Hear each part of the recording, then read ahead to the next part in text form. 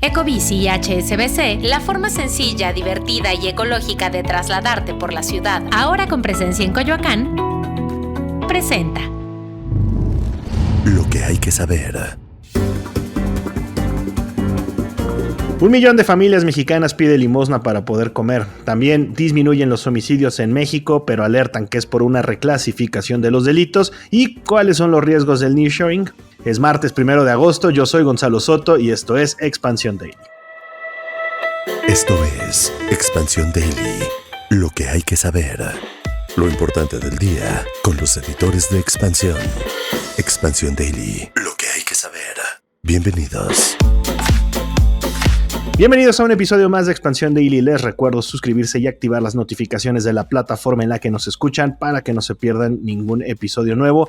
Y hoy está conmigo Luz Helena Marcos, reportera de Economía en Expansión e integrante vitalicia de Cuéntame de Economía. ¿Cómo andas? Hola Gonzalo, muy bien, muchas gracias. ¿Tú cómo estás? Contento de que estés aquí porque tú eres la autora de la siguiente información, de esta nota con la que vamos a abrir, que, platicándola con los editores, dio mucho especulación. Claramente es un tema bastante duro para por lo menos 1 millón de mexicanos que se vieron obligados en los últimos 2 años, ¿correcto? Se vieron obligados a pedir limosna, mandar a sus hijos a trabajar o hacer cosas socialmente no aceptadas para poder subsistir.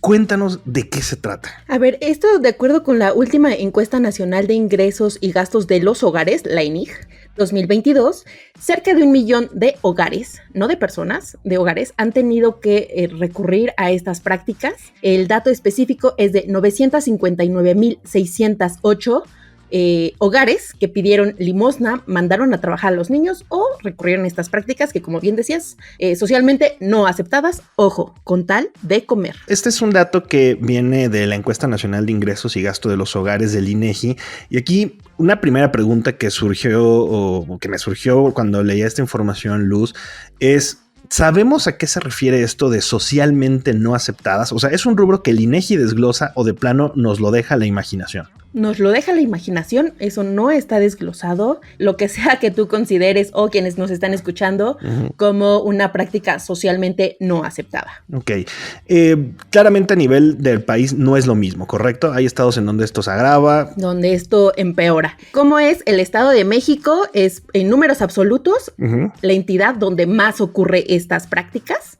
seguido de Veracruz, Jalisco, Guanajuato y Puebla. Aquí hay que destacar un tema que es Guanajuato. Si hacemos la comparativa con 2018 y 2020, Guanajuato es la entidad donde esta práctica se ha incrementado, a diferencia de otras entidades como la misma Ciudad de México, donde en pandemia hay un pico, porque 2020, y baja un poco otra vez en 2022. Que eso de toda la información, Luz, que nos presentas en esta nota es, digamos, la luz al final del camino, perdóname que sea redundante, porque tiene que ver que, si bien es bastante triste que casi 1 millón de familias estén o hayan tenido que atravesar en los últimos 2 años por esta situación, no creció. Por el contrario, la proporción a nivel nacional es más baja, ¿no? Sí, esto es el dato, como dices, positivo. Y bueno, dentro de otros datos que tenemos en esta encuesta es que, por ejemplo, 4.42 millones de mexicanos, aquí sí de mexicanos, sintieron hambre y no comieron. Wow. Mientras que otro 3.19 millones de adultos comió solamente una vez al día o dejó de comer todo un día por esta escasez de alimentos. Entonces, son datos muy fuertes, muy tristes. Escribir esta nota no estuvo tan padre, pero es lo que nos arroja la última encuesta. Y que además lo que reflejan es esta sensación de que habíamos hablado la semana pasada de esta disminución, por lo menos en algunos rubros de la pobreza.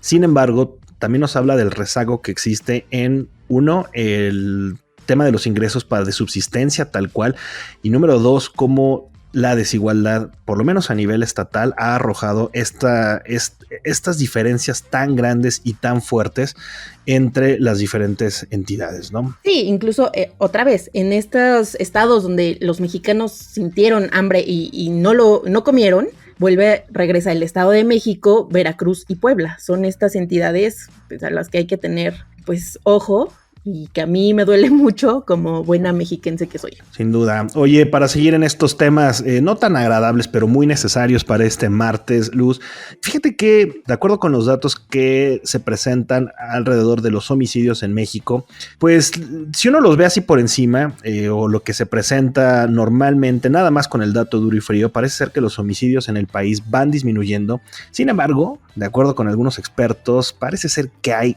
gato encerrado, por lo menos en cómo se están presentando, ya que dicen ha habido una reclasificación de los delitos y más bien no nos están informando o no nos están enterando por completo de las muertes por asesinatos en este país. Sí, esta nota de Lidia Arista es también un poco impactante por el tema de un posible maquillaje de cifras, ¿no? Uh-huh. El tema del homicidio doloso que va a la baja, pero los otros datos como otras muertes están creciendo. Entonces, pues digamos que es un poco recomponer, ¿no? La cifra de los muertos o de los delitos más bien que están queriendo el gobierno presumir. Es literal en dónde escondo el muertito. Claro. O sea, digo, suena horrible, pero es tal cual es eso. O sea, en lugar de ponerlo en la categoría de homicidios, los están poniendo en la categoría que se llama, y aquí abro comillas, otros delitos que atentan contra la vida y la integridad corporal, cierro comillas, lo que sea que eso signifique, y que por lo menos en lo que dicen los expertos, lo que está significando es, ahí están justamente las personas que están muriendo por homicidios, y que por lo visto,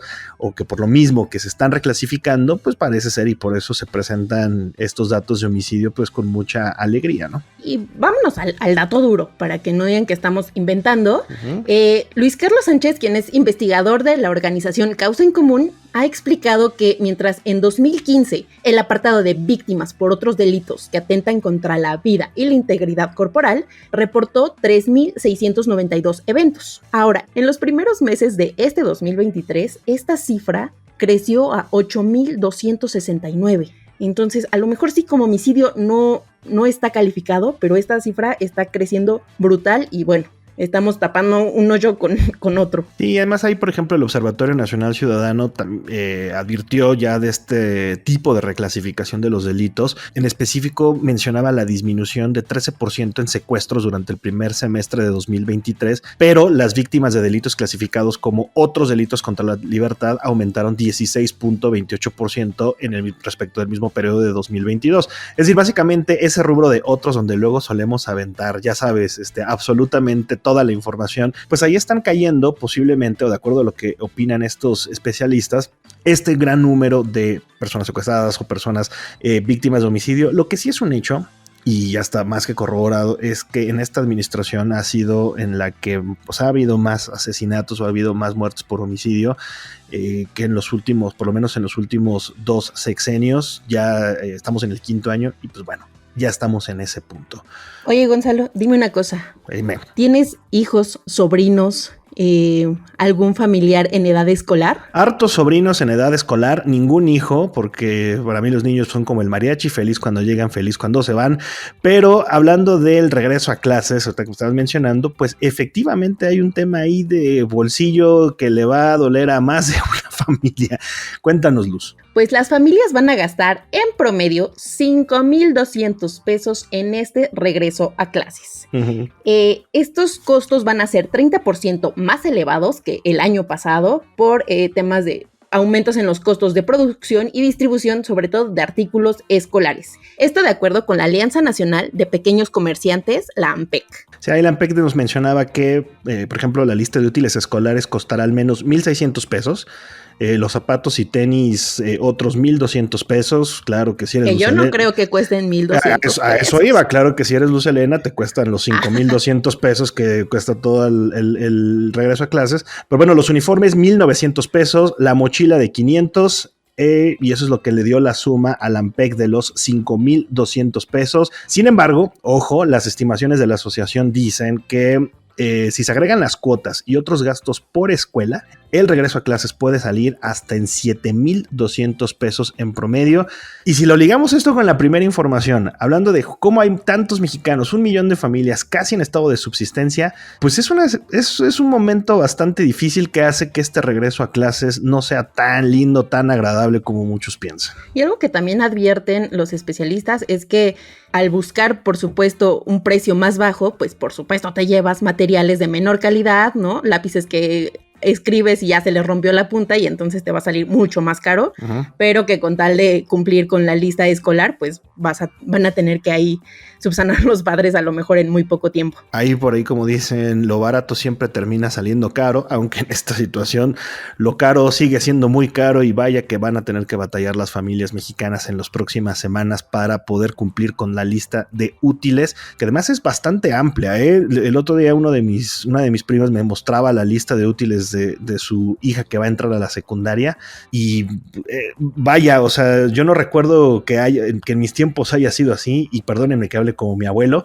pero ya son precios bastante mayores. Sí, de hecho, el otro día que estaba caminando ahí por las calles en el centro histórico, veía así letreros de oferta, mochila, 800 pesos. Y yo decía, ¿qué? ¿800? Yo recuerdo que no, mi mochila no salía en 800 pesos, pero te estoy hablando de hace te la sacabas en las azucaritas, hombre. Eran 2 cajas de azucaritas y ya con eso te la daban. Además, también depende de las escuelas. A muchos niños ya les están pidiendo electrónicos, pues, que ni tú ni yo a veces nos permitimos, sí. Sobre todo de escuelas privadas, y a otros en escuelas públicas, pues también hay otros materiales que normalmente se piden, ¿verdad? Van ahí escondidos, bueno, no sé si es escondidos es la palabra correcta, pero van como parte, digamos, de estas cuotas que piden los colegios, que la cartulina, que los colores, que lo que sea para... Hasta el cloro. Hasta el cloro a veces para limpiar los baños. En fin, pues ya se acerca el regreso a clases y hablando de costos, Luz... Hemos hablado aquí bastante sobre el nearshoring, es un tema sumamente importante para la economía mexicana. Sin embargo, uno de los puntos que no habíamos podido platicar es que justo esta reubicación de las cadenas de suministro en México sí va a traer inversiones, pero también una serie de desafíos para procurar una actividad industrial, uno sostenible y con igualdad de oportunidades. Y es una nota de Juan Tolentino que a mí la verdad me dejó pensando mucho sobre qué tanto realmente estamos listos como país para este tema del nearshoring, en dado caso de que realmente sea la gran solución que muchos pregonan. Tú que eres el más escéptico del nearshoring y que lo has dicho sí. Aquí en este podcast, bueno, pues la verdad es que no estás tan mal, porque... Vaya, gracias por tirarme una flor, Luz. De nada. Te habías tardado 3 episodios del Daily, pero finalmente llegó. Gracias. Ok. Muy bien. Bueno, pues estas industrias van a requerir de naves industriales y además de mucha infraestructura inmobiliaria.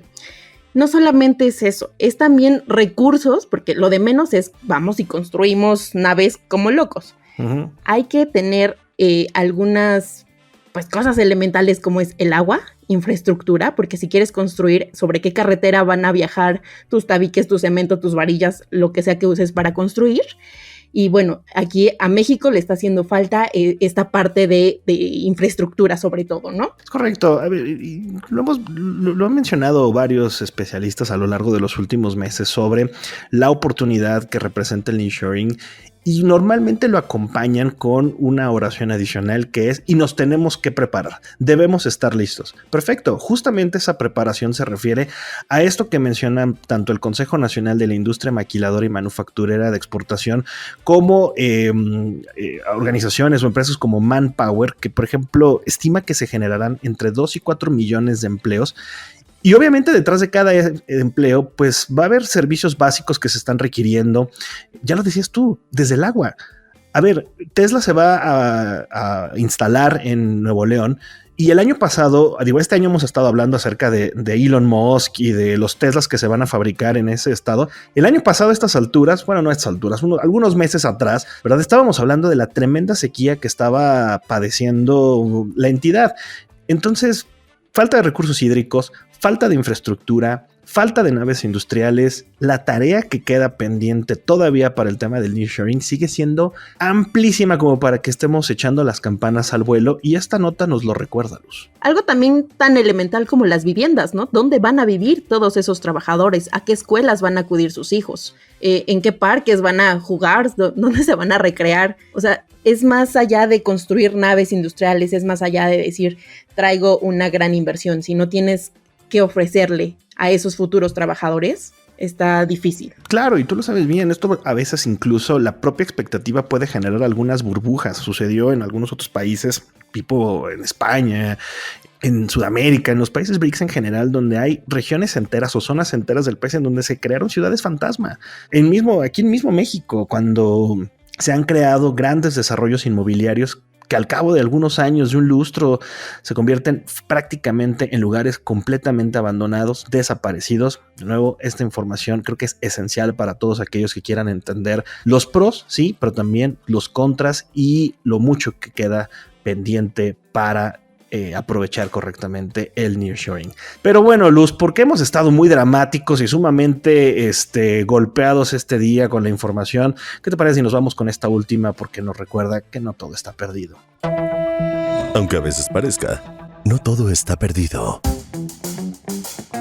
Y es que, chécate, Luz, el PIB de México creció 3.6% en el segundo trimestre del año, lo que significó un mejor dato del que se anticipaba previamente, y pues nos habla de que al menos en los datos macroeconómicos no estamos tan mal. Así es, Gonzalo, y bueno, si vamos a hablar en la comparativa con el trimestre anterior, la economía creció 0.9%, para las actividades terciarias o los servicios, el PIB avanzó 1%, el de las actividades primarias, que son todo el tema de agricultura, y las manufacturas crecieron 0.8% respectivamente.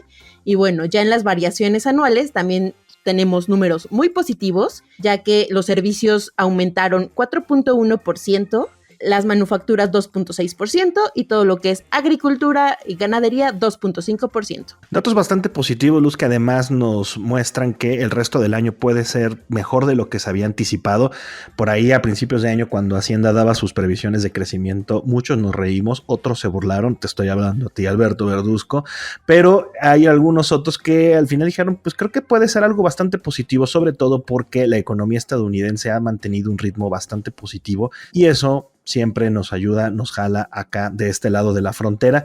Así es que, pues bueno, por lo menos una positiva para irnos bastante más tranquilos después de esta sesión que pareció la casa del terror, pero creo que es información bastante necesaria, sobre todo de lo que hablamos al principio, no echar de menos que aunque hay este crecimiento, quedan muchos mexicanos con rezago económico. Hay muchas tareas pendientes. Totalmente, incluyendo las del regreso a clases. Pero bueno, muchísimas gracias por habernos acompañado hoy, Luz, de verdad. No, muchas gracias a ustedes. Prometo regresar con noticias un poco más positivas, porque estas sí estuvieron muy fuertes. Por el amor de Dios. Muchísimas gracias y también, muchas gracias también a ustedes por habernos escuchado y recuerden que toda la información sobre estos y otros temas están disponibles en expansión.mx y leemos sus comentarios en las redes sociales de Expansión, @expansiónmx. Nos escuchamos mañana. Expansión Daily. Escucha un nuevo episodio lunes a viernes a partir de las 6 de la mañana. Expansión Daily es un podcast de Expansión. Este episodio llega a ti gracias a rss.com, el podcasting hecho simple. Ecobici y HSBC, la forma sencilla, divertida y ecológica de trasladarte por la ciudad, ahora con presencia en Coyoacán, presentó